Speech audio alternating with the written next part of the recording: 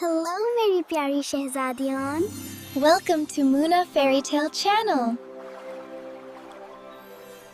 एक कदीम ज़माने में बादशाह हाकिम एक सरसब्ज व शादाब मुल्क पर हुकूमत करते थे। उनके 6 बेटे और एक निहायत प्यारी बेटी थी जिसका नाम सारा था। बादशाह हाकिम अपनी बेटी सारा और बेटों से अपनी जान से बढ़कर मोहब्बत करते थे। मलिका के इंतकाल के बाद उनकी जिंदगी का वाहिद मकसद अपने बच्चों की खुशी था। एक दिन बादशाह हाकिम शिकार के लिए गहरे जंगल में गया। शिकार के शौक में वो इतना आगे निकल गया कि रास्ता भटक बैठा। अंधेरा फैलने लगा और बादशाह बिल्कुल अकेला रह गया। इसी जंगल में उसे खौफनाक जादूगरनी मिली। उसने कहा, ए बादशाह, मैं तुम्हें यहाँ से निकाल सकती हूँ, मगर शर्त ये है कि तुम मेरी बेटी से शादी करोगे और उसे अपनी मलका बनाओगे, वरना तुम हमेशा इसी जंगल में भटकते रहोगे। मजबूर होकर बादशाह हाकिम ने शर्त मान ली। जादूगरनी बादशाह को लेकर अपने घर चली गई, जहाँ जादूगरनी की बेटी मौजूद थी। उसे देखकर बादशाह के रोंगटे खड़े हो गए। बादशाह ने ना चाहते हुए भी उससे शादी कर ली। जादूगरनी ने जादू से उसे रास्ता दिखाया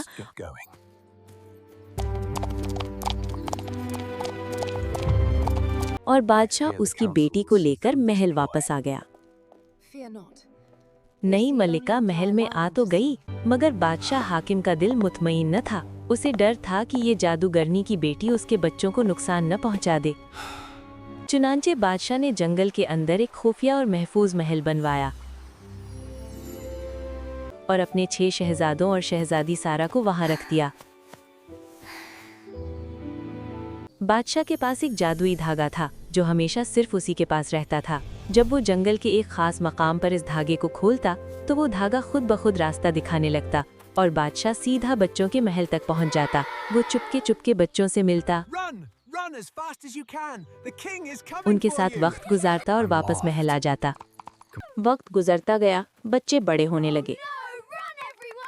बादशाह हाकिम को बार बार महल से जाता देखकर नई मलिका ये सब देखकर जलने लगी। उसे लगा कि बादशाह हाकिम का दिल अब भी बच्चों में बसा है।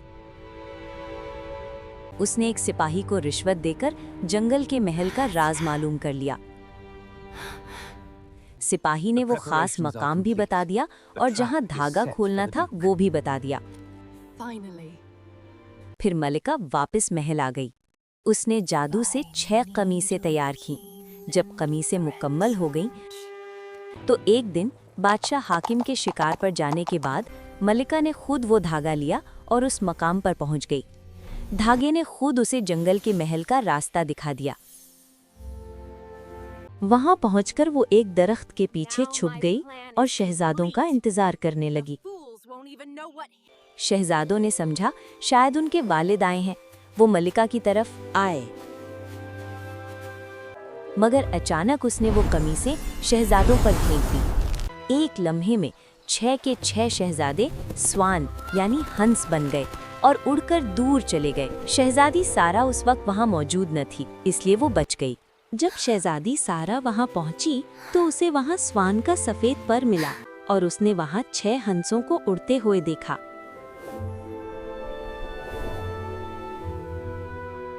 जब बादशाह हाकिम दोबारा आया और उसने अपने बेटों को ना पाया तो उसका दिल बैठ गया। वो घबरा कर बोला, बेटी, तुम्हारे भाई कहाँ हैं? बाबा, मैं उनके बारे में नहीं जानती, लेकिन मैंने महल के बाहर 6 सवान देखे हैं। मुझे डर है कहीं तुम भी मुझसे दूर ना हो जाओ।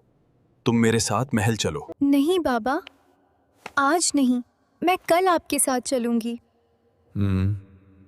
फिर बादशाह हाकिम वहां से चला गया। इसी रात शहजादी सारा अपने भाइयों को ढूंढने निकल पड़ी। भटकते भटकते वो एक छोटी सी झोंपड़ी में पहुंची वहाँ उसने देखा 6 छोटे बिस्तर रखे हैं। हर बिस्तर पर स्वॉन की सफ़ेद पर बिखरे हुए हैं। ये मंजर देखकर उसका दिल कांप उठा। उसने सोचा कि इस जगह का मेरे भाइयों से कोई ताल्लुक ज़रूर है, इसलिए वो वहीं रुक गई और इंतज़ार करने लगी। शाम ढली, सूरज गुरूब हुआ और आसमान से 6 स्वॉन उतरे और अचानक इंसान बन गए। वो उसके भाई थे। जब वो घर में दाखिल हुए तो वहाँ शहजादी सारा मौजूद थी। वो एक दूसरे से मिलकर बहुत खुश थे। भैया, मैं आप लोगों के साथ रहना चाहती हूँ, मुझे अपने साथ ले चलो। बहन, हम सिर्फ थोड़ी देर के लिए इंसान बनते हैं, फिर हमें दोबारा स्वान बनना पड़ता है। मैं आपको इस जादू की कैद से कैसे आजाद करा सकती हूँ? हमें आजाद करने का एक ही तरीका है। तुम्हें एक खास फूल से 6 कमीजें बनानी होंगी और 6 साल तक एक लफ्ज भी नहीं बोलना, ना हंसना, ना रोना, ना किसी को सच बताना। अगर एक लफ्ज भी बोला तो हम हमेशा स्वॉन रहेंगे। शहजादी सारा ने सर झुकाकर I won't let ये that कुर्बानी कबूल कर ली। ये कहकर वो कुछ देर बाद वहाँ से चले गए और सवान बनकर उड़ गईं। शहजादी सारा जंगल में रहने लगी।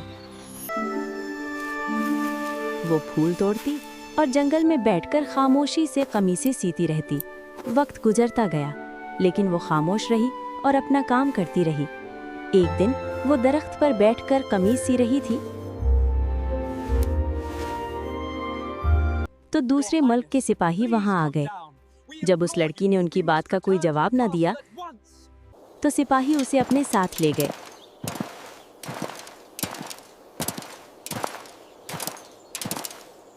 वहां का बादशाह अयान उसकी पाकीज़गी और सब्र देखकर बहुत मुतासिर हुआ और उसने शहजादी सारा से शादी कर ली।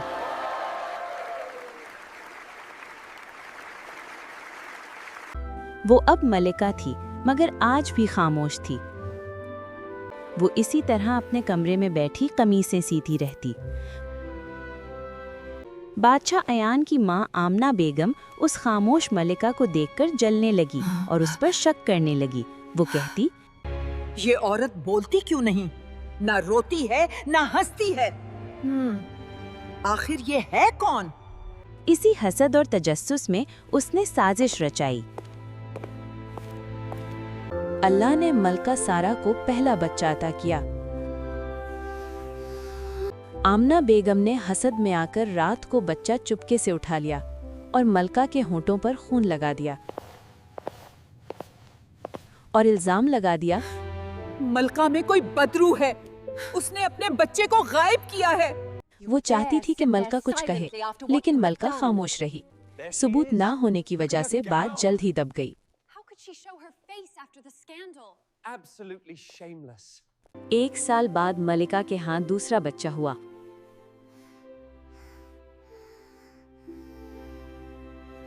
आमना बेगम ने वही साजिश दोबारा दोहराई। अब लोगों का शक बढ़ गया और दरबार में बातें होने लगी। 6 साल पूरे होने में अब बस आखिरी दिन बाकी था। दरबार के दबाव में आकर बादशाह अयान ने ये फैसला किया, मलका को सबके सामने सजा दी जाएगी। मलिका सारा को जब ले जाया जा रहा था, उसके हाथ में 6 कमीज़ें थीं, बस एक आस्तीन थोड़ी सी अधूरी थी। अचानक आसमान पर 6 स्वॉन नमूदार हुए। मलिका सारा ने फौरन कमीज़ें उन पर डाल दी। जादू टूट गया। 6 के 6 भाई इंसान बन गए। सिर्फ एक भाई के बाजू पर स्वॉन का एक पर रह गया, क्योंकि एक आस्तीन अधूरी थी। इसी लम्हे मलिका सारा ने 6 साल बाद बोलना शुरू किया और सारी हकीकत सबको बता दी।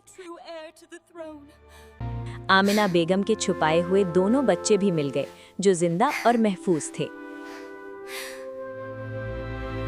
बादशाह अयान शर्मिंदा हो गया और उसने मलिका सारा से माफी मांगी। आमिना बेगम को उसके जुर्म की सजा मिली और उसे कैद खाने में डाल दिया गया। 6 के 6 भाई आजाद हो गए। बादशाह हाकिम को उसके बेटे वापस मिल गए, मलिका को उसके बच्चे मिले और सच जीत गया। और यूं वो सब मोहब्बत, इंसाफ और खुशी से रहने लगे। सब्सक्राइब करें मुना फेरी टेल को और घंटी का बटन दबाएं।